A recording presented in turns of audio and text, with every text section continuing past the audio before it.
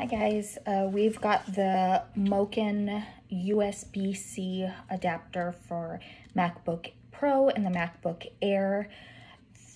I love this thing. I use this thing religiously, especially because I work remotely, so I have to use my laptop a lot with tons of different cords. This is nice because it's got 3 different USB plugins here, SD card. I use this one for charging my laptop, but this is really nice. I love it. Let me show you here just how quick and easy it is to just plug in.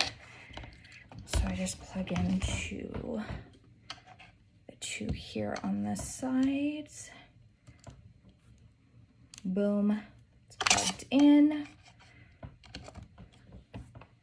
And then I charge. And then my headphones, to charge them, plug those babies in.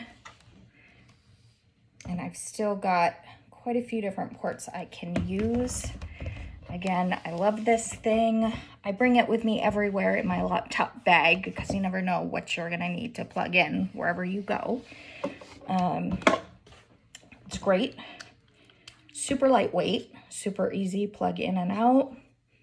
This is great, especially when you have tons of cords that you're working with. I really, really like this.